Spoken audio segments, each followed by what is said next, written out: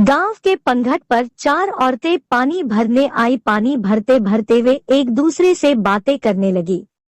चारों के एक एक पुत्र थे।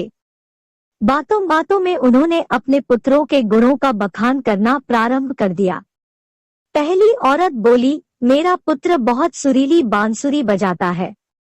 जो भी उसकी बांसुरी सुनता है मंत्रमुग्ध हो जाता है। मैं ऐसा गुणवान पुत्र पाकर बहुत प्रसन्न हूँ। दूसरी औरत बोली, मेरा पुत्र बहुत बड़ा पहलवान है। इस गांव में ही नहीं बल्कि दूर दूर के गांव में उसकी बहादुरी का डंका बजता है।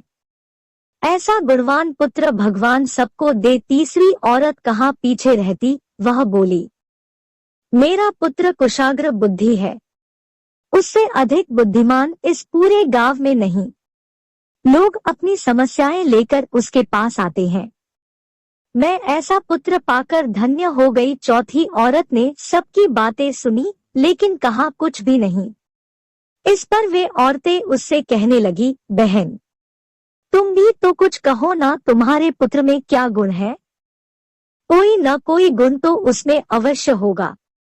वह औरत बोली, क्या कहूँ बहनों, मेरे पुत्र में तुम्हारे पुत्रों की तरह कोई गुण नहीं है।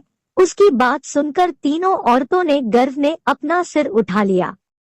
कुछ देर में सबने पानी भर लिया और वापस जाने के लिए अपना अपना घड़ा उठाने लगी। उसी समय पहली औरत का पुत्र हाथ में बांसुरी लिए वहां से गुजरा। उसने देखा कि उसकी माँ पानी से भरा घड़ा नहीं उठा पा रही है, किंतु वह यह अनदेखा कर बांसुरी बजाते हुए वहां से चला गया। दूसरी औरत का पहलवान पुत्र कुछ ही दूरी पर मुदगर घुमा रहा था। उसकी माँ कुएं से घड़ा उठाकर जैसे ही उतरी, उसका पैर फिसल गया। किसी प्रकार वह संभल गई, किंतु पहलवान पुत्र अपनी माँ को नजर उठाकर देखने के बाद भी उसके पास नहीं आया और अपनी कसरत में लगा रहा। तीसरी औरत का पुत्र भी वहां से किताब पढ़ते हुए निकला। उसकी माँ ने उससे कहा, पुत्र मैं दोनों हाथों से घड़ा पकड़े हुए हूँ, ये रस्सी जरा मेरे कंधे पर डाल दे। लेकिन वह अपनी माँ की बात अनसुनी कर वहां से चला गया। तभी चौथी औरत का पुत्र वहां आया।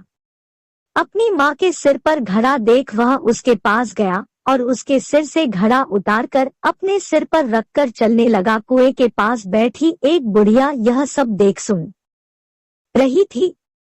वह बोल पड़ी, मुझे तो यहाँ बस एक ही गुणवान पुत्र नजर आ रहा है, वही जो अपने सिर पर घड़ा लिए जा रहा है।